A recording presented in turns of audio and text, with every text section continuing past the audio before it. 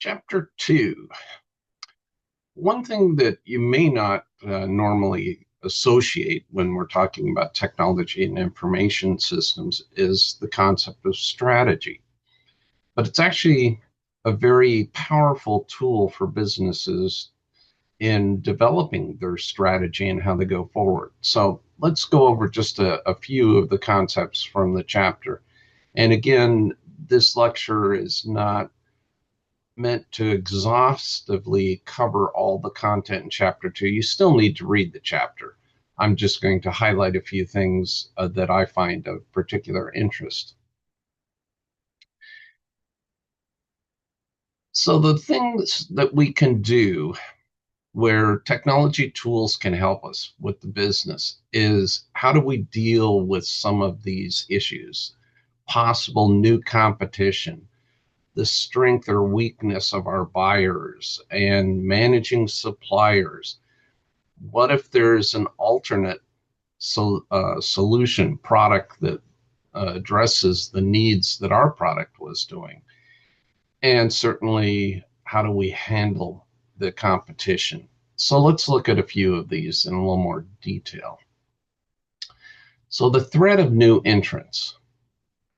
One of the challenges that all businesses face today is that due to the internet and technology, when a new company starts, doesn't matter where in the world, New Zealand, Estonia, you know, Texas, that new company has a potential to compete with any company globally around the world. So we can't just be focused on what's the local competition doing, because we may have a competitor come out of, some unknown city, we've never heard of before.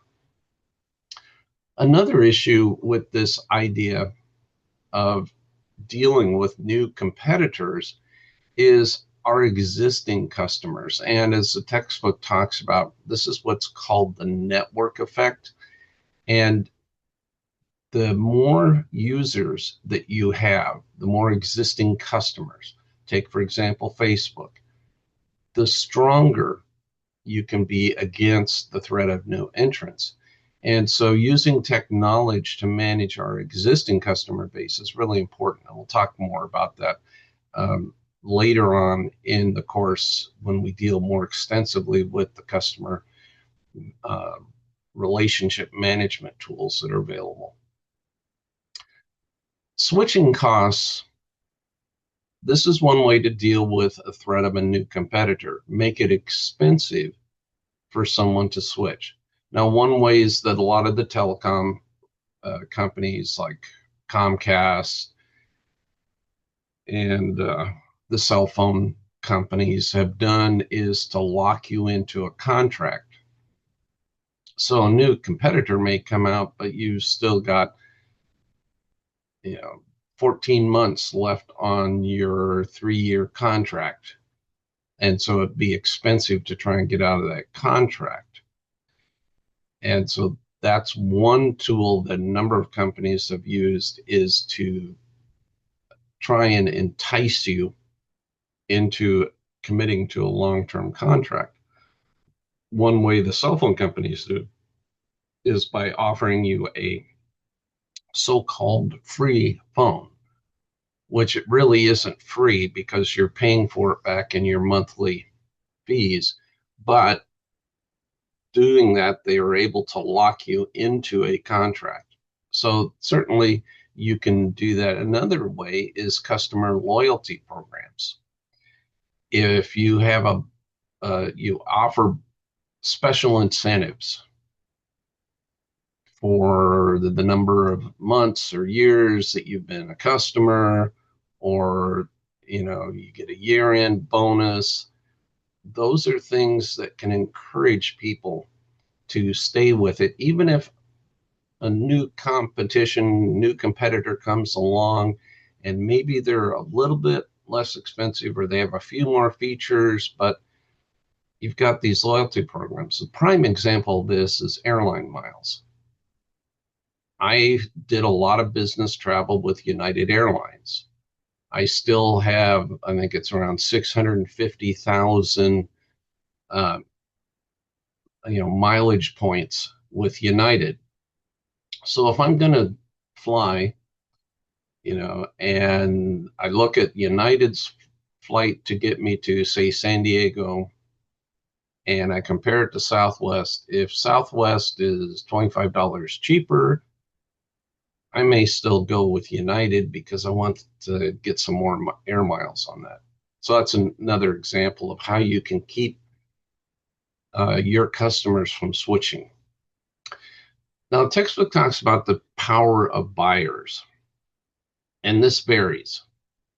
As a consumer, you have more or less influence over the companies you're buying from, depending on, are there a lot of buyers? If there's only a few buyers for a particular product or service, you can have a lot of weight and influence because the supplier doesn't want to lose you as a customer. So your particular wishes, your price points, everything else, they take into consideration. Now, on the flip side, of course, if there's a lot of buyers, you have a lot less power, because if they lose you as a customer, who cares, because there's 10 others waiting to buy the product. Another issue is if there are similar products. So as a buyer, if you have your choice, if there's 10 companies that make essentially an identical thing, then you're very free and open to switch to another one. And so again, the supplier has to be very cognizant of that. And it puts a lot more power into the buyers. Now you may be asking, okay, that's true. That's kind of, BA 101, marketing, but what's that got to do with information systems? We'll see, as I've mentioned in a later chapter, tools like CRM tools to help us stay in touch with our customers. And we can use technology to help us understand what's going on in situations like this and make appropriate decisions.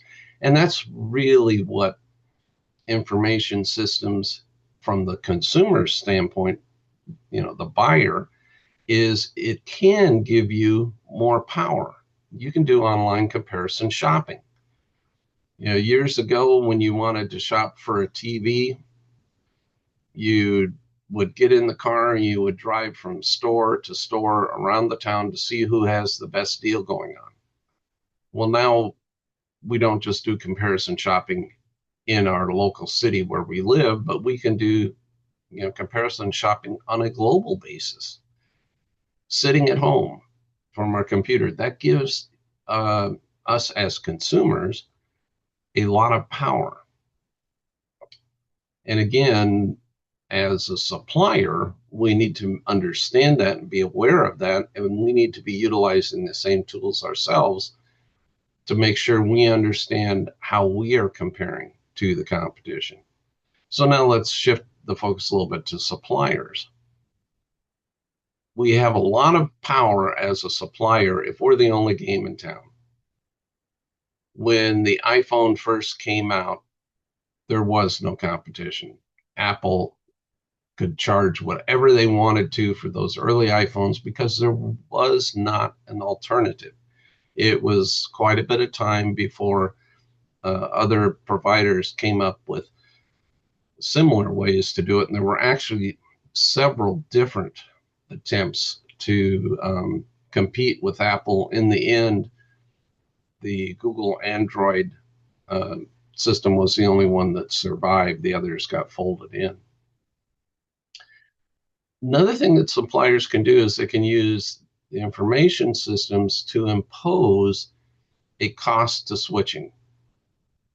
Again, to provide a disincentive to changing to a different supplier. And an example of that is if you use proprietary software on your product. You may have been following in the news. There's actually some lawsuits going on, and this will probably end up being a case that's heard by the Supreme Court. But John Deere has put into their tractors proprietary software so that when a problem happens, no one can fix the tractor except a John Deere employee. And so there's actually talk of legislation. Their bills, I think they have titles something like right to repair. They're trying to address this, but you can, with proprietary software and other things, make it more difficult for someone to switch to another vendor for your product or service. So that kind of transitions us into the substitutes. I mean, if we're the only game in town, no one else makes a product, the iPhone, we're in great shape. We can, but then there's those substitutes that come along, because as soon as you have a good idea, as soon as you build a better mousetrap, so to speak, someone else is going to find a way to build a better mousetrap. And so there's always the threat of substitutes. Alternative products, you get someone that's figured how to take some of the cost out of it. The initial implementer of any particular technology usually has invested a lot of money, R&D, into getting to that point. And so they have to charge a substantial premium to pay back for all of their investment. But an alternative coming along after the fact may not have to spend near as much money to develop that product, because the original company has done all the hard work, and you're just finding a way, without violating patents, to do the same thing.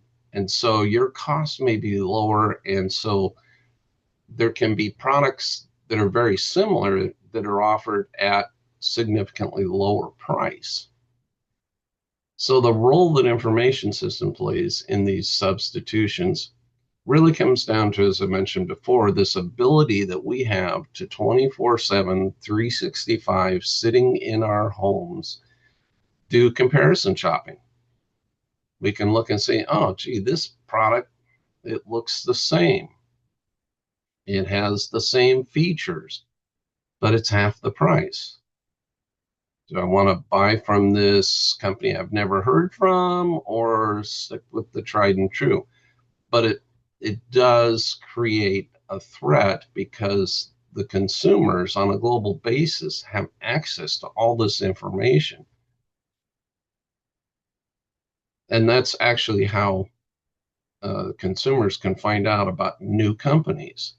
I've done searches for products when I was looking to buy something, and I come across a company I've never heard of before.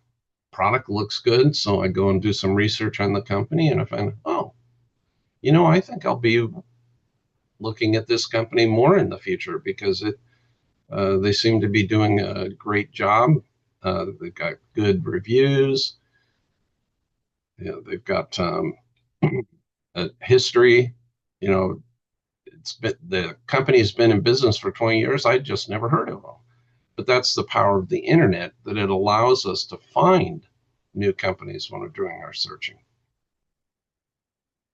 And then rivalry among competitors. Now, we're always going to have competitors, and actually, that's a very good thing. You go back to BA 101, one of the things that has allowed so much rapid development, primarily in what we historically have called the developed world or the Western world, is competition. That's what has spurred people on to work to find better ways of doing things, and has resulted in a lot of the rapid development in technology.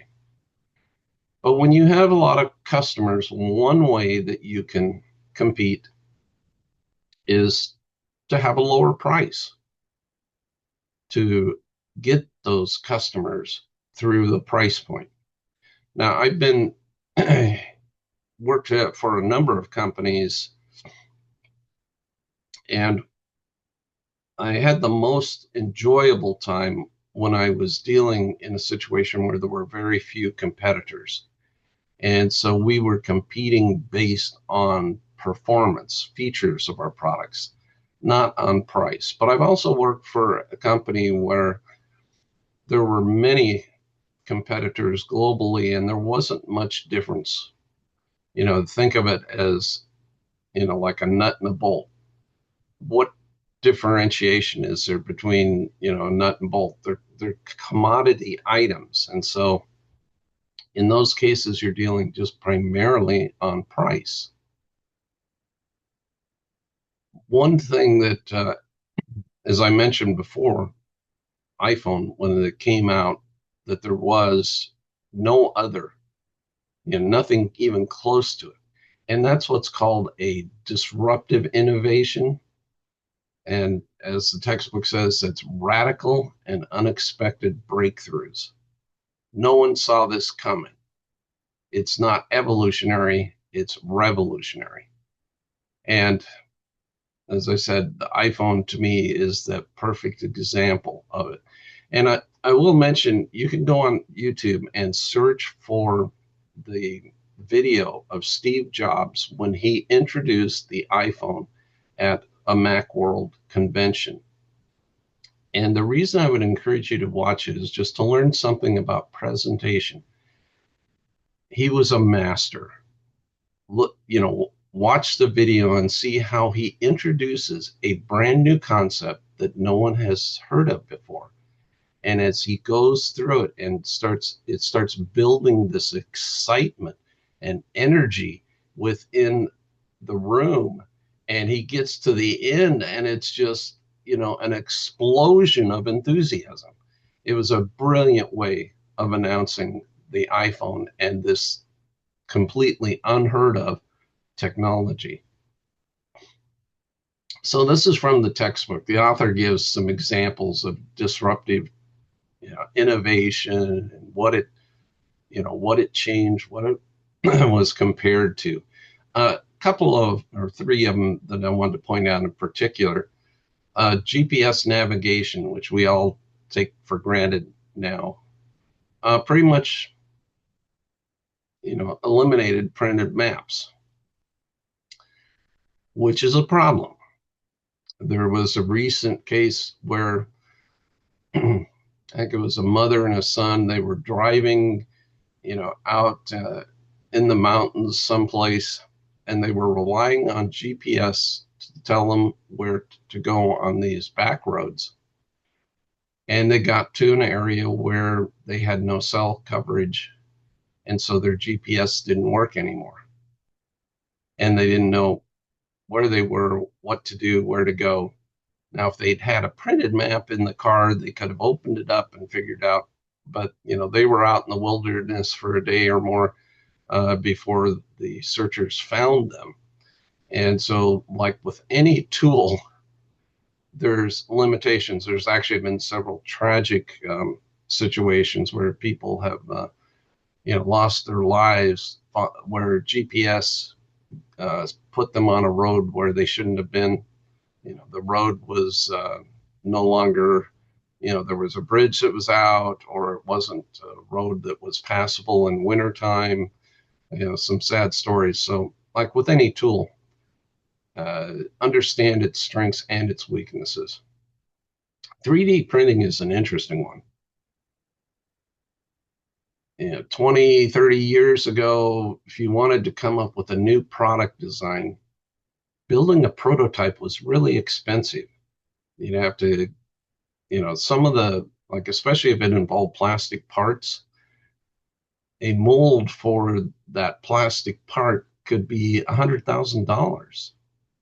Well, what if you build the mold and it isn't right? And so you have to modify it, or worse yet, start all over on it. Extremely expensive.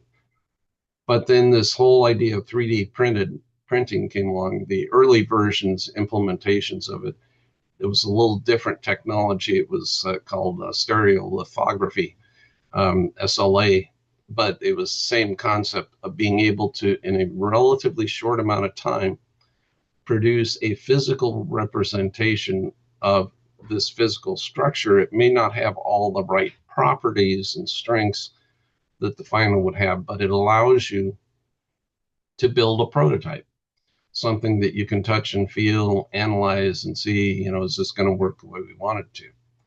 So really a breakthrough, 3D printing. The one I find interesting, if you've seen, some of you may have seen them 3D build a house. And what they mean by that is they're building the exterior structure of the house with concrete that they are using a 3D printer to, do the walls. And it goes up extremely fast. Fascinating to watch. You can search on, excuse me, YouTube and find that. And then the other one that's interesting is what's called, the gig economy with Uber, where you have individual contractors providing their vehicle to move you from, your hotel to the airport, whatever, as opposed to the traditional taxis. This again was something that no one really saw coming, that came about because of technology, where we can have, with smartphone apps and other things, you can have this whole network of independent contractors that you're working with. Government policies. I like the fact that the author included this, because you can't get away from the government. The government, it impacts everything we do in business. It affects how industries operate. There's organizations that lobby the government to put in more regulations, fewer regulations, all this going on that directly impact businesses. And then you get the judges and courts that get, someone files a lawsuit claiming that, this industry or this company is violating, a federal law, and all those things happen. There's really nothing we can do about it other than to be aware of new legislation, things that are going on. It's one of those things that it's part of business. So I like that the author included it just to remind us that that's there. But a key thing we can use, back to information systems, the key tool we can use is called benchmarking. And this is where you compare your company or your product to similar companies. And it allows you to analyze and see, just how are you doing? It doesn't matter if your company is, let's say your company is making smartwatches. And it doesn't matter if your company is growing faster than a company that makes garden tools, because they're not similar products. They're not similar industries, similar customer base. So the benchmark tool is very useful, but you have to make sure that you're comparing yourself to appropriate things. When you do that, you can see and find areas that you need to look at. Why is it that my competition is growing, 50% faster than we are? What are they doing that we aren't doing? So it can flag those areas that you need to focus on.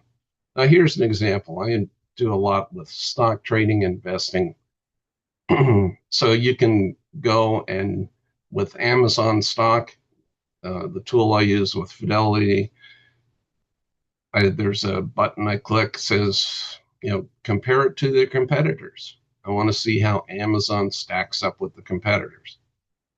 And with that, then I can decide, does it look like it's a good time to buy, time to sell, or just sit tight? So again, it's comparing yourself to similar things that allow you to make a decision. So some of the competitive strategies we can have, again, this sounds like 101, business 101, but it comes, how can we use information systems to help us? Well, you can certainly be the low-cost leader. And another approach you could have is product differentiation. I can tell you from my marketing career, when I was in a Me Too, where I was trying to get the lowest cost, that's not nearly as enjoyable as when I was working for a company where there were very few products to compete with us. And so it was dealing on a differentiation.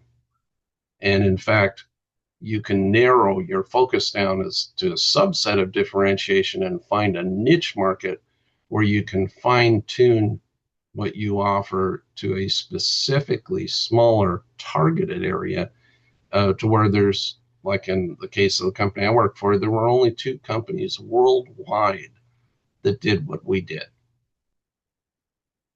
So let's talk a little more about low cost leadership. Similar products, but we're able to offer a lower price. Now, in order to do that, what we take our IS tools to automate wherever we can processes, to streamline processes, to take cost out. A good example of this is what Amazon has done with their product warehouses, where they've automated them with robots that go and fetch the product from the shelf and bring it to the packing station. They've been able to increase their throughput for each of the warehouses tremendously. And so they've reduced the ship time. It's pretty amazing that, there's a lot of products now on Amazon that you can get. If you're in a major metropolitan area, you can get same day or next day delivery. Amazing. And they've been able to do that by automating and streamlining the processes they use in their warehouse.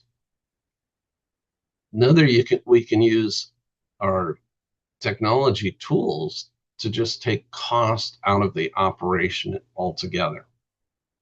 Anytime we can automate something, there's certainly a cost associated with the automation, but if we can automate and not require as many people, people are expensive as employees. And so we want to focus our HR budget to those areas that really require a human being.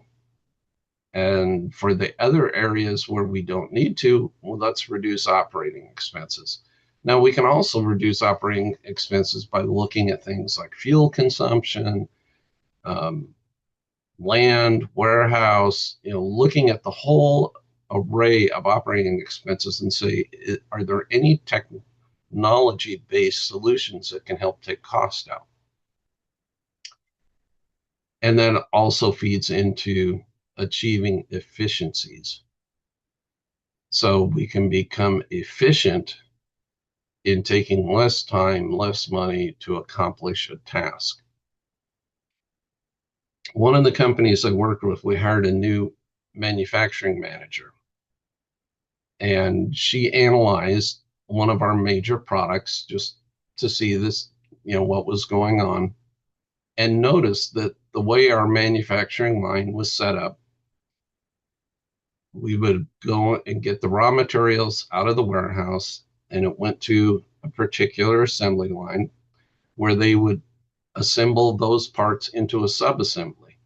And then the sub-assembly was put back into the warehouse in stock. And then there was another assembly line that would pull that sub-assembly and other parts out of the warehouse and build it up to another level of completion. And then it would go back into the warehouse for another production line that was doing some additional work and so forth. What she calculated is from start to finish, that those first pieces of material that started the process, before it reached a finished product that we could ship to our customer, when she, estimated how far it was from the warehouse to the manufacturing cell back into the warehouse, it would have logged over a mile of going back and forth, in and out, in and out. And she recognized that's not efficient. So instead, set it up so without changing the manufacturing cells that were in place, when the first manufacturing cell finished their operation, they delivered the product directly to the next manufacturing cell. It didn't have to go into the warehouse as a subassembly. And then when that cell finished their step, they, delivered it directly to the next manufacturing cell. So that saved time, and in business, time is money. The king of low-cost leadership right at the moment is Walmart. They have done a superb job of looking at every possible way that they can squeeze cost out so they can offer products at a lower price than their competition. And they're giving Amazon, they're starting to give them a run for their money. They are not not on a par with Amazon yet, but they have set their sights that they want to be considered an equal, competitor to Amazon. I mean, one of the ways they have done this is by really managing their deliveries of products. They literally have trucks, arriving at their facility. They're scheduled down to the minute as to when they're supposed to do that. And that's done two things. One is it's made their loading and unloading very efficient. They're getting the maximum use out of the number of bays that they have at their warehouse. But the other thing is that it has done is it has reduced the amount of time that trucks are idling, waiting for a spot to open up. If you've ever flown in an airport where you land and you're stuck out on the tarmac waiting for a gate to open up so the plane can pull up. Walmart has eliminated that. And one of the things that's done is reduce the amount of unnecessary carbon pollution from trucks sitting there idling. So as I mentioned before, product differentiation is really if you're able to be in a business or an industry where you're focused on product differentiation, it's a lot more fun. It's much more engaging to be talking to customers and explaining about how your product is so wonderful and it does these things that others don't do, as opposed to saying, well, yeah, we do everything else. We do what the other guy does, but we're a little bit cheaper. That's not nearly as enjoyable from a marketing standpoint. But it's looking at the difference between your competition and what makes your product or service special. How are you different in a good way? Do you have special features, capabilities? Of course, the key there is it needs to be special features that are meaningful. There's no point in saying, we've come out with a brand new transmission. Let's say we're an auto manufacturer, and this transmission, is the life that we are saying of this transmission is it'll go 1,000,000 miles. But the car is going to fall apart at 200,000 miles. Who cares if the transmission could go 1,000,000 miles, because the car's never going to make it that far. So the differences in features, they need to be something that actually has value to the customer. And customers in general are willing to pay more when those features have value to them. What I found in my time in the corporate America and dealing with customers is, generally speaking, I could convince a customer that additional features and services that we offered, I could get a premium compared to the competition of up to around 20%. If our price was more than 20% higher, it was going to be a difficult sell saying that it was worth the extra money. But customers do recognize that additional features and benefits, if they are useful and valuable, customers will pay for them. And by focusing on that product differentiation, what we really are doing is we're reducing the Me Too products, because we're emphasizing saying, no, we're special. And that also helps to keep down the new competition coming in, because if they're going to compete with us, they have to have all of the special features, which hopefully the special features that our product or service offers is something that is not that easy to implement, either because of patents or just industry knowledge and experience. As I mentioned a little bit earlier, the focus niche strategy, it's really a subset of product differentiation. It's when we're differentiating, but we have narrowed down our focus. We're not interested in an entire broad industry, that we're just serving a special part of the industry. So one of the companies I work for is a medical device company. Instead of providing products for all electronic medical devices, x-ray machines, drug delivery systems, patient monitoring, all the electronic equipment seen in the hospital, we focused on diagnostic ultrasound machines. So we narrowed it down to a specific niche market, and then we found out what we needed to offer to serve that particular market and differentiate for that. So it's a really, what we used to call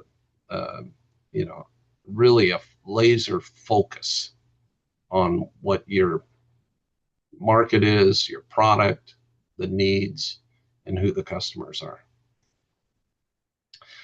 I found this particular slide interesting in the textbook, where they've looked to see where is the money being spent that businesses have for their information systems. As you can see, the vast majority of it, 64%, is just the day-to-day operations of the business. 21% is spent on growing the business. So that could be finding new customers, increasing our manufacturing capacity. It's focused on that. How can we get more business? How can we produce more product? But only 15% is being used to transform the business model. And I think this is perhaps a problem, because in our rapidly changing business environment we are in, with global competition coming up all the time, we need to be constantly transforming our business model for the next, evolution, the next revolution that comes through with technology. So we need to be focusing more on that business model and investing more money of our information systems, our technology, to be looking to the future. The 64%, that's today. The 21%, that's tomorrow. But the 15% is really next year, looking to that future. And I think it's a little lopsided right now.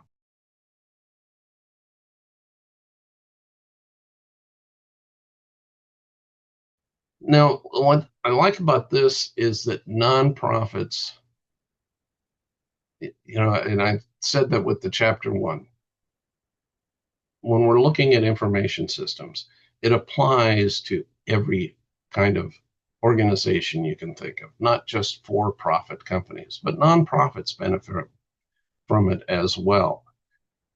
Nonprofits have strategic planning. They have operations that they're running, and so they do benefit from the IS. One of the ways that nonprofits can benefit from it is through fundraising. When I worked at a local nonprofit, we utilized a database management tool for our donors, maintained all the customer information about it, how much that they donated when, how long they'd been a donor. And so I was able to run reports to see, okay, who are our major donors, and do we have any major donors that haven't given for a period of time or whatever, so that we used it to help us make decisions in our fundraising campaigns and what we would do. Having IS online allows us to reach a worldwide audience. I was working at this nonprofit when the major earthquake happened in Haiti. During that time, the Red Cross, which is not who I was working for, but they were able to launch a Facebook donation campaign, saying, just donate $1. If you can't donate $10 or $100, just donate $1. And they raised millions of dollars worldwide using the technology of getting the word out through Facebook and everything else on that. So it can be a very powerful tool to reach an extended audience. But one of the great things about having a good tool, customer resource management, donor management, is that it allows you to learn about your target audience. You can do surveys with them. You can communicate back and forth, learn about what are their preferences and motivations. Another aspect for nonprofit is most nonprofits rely pretty heavily on volunteers. So as we use our IS tools to get out there in front of people, it can attract volunteers. And then if we have easy, again, 24/7 access for potential volunteers that can look at projects that they may have the skills necessary for that, so it can connect with us. So again, it's a communication tool that we can match up with the needs of a particular organization and people who might be able to do that. And that's really what I wanted to highlight for chapter 2.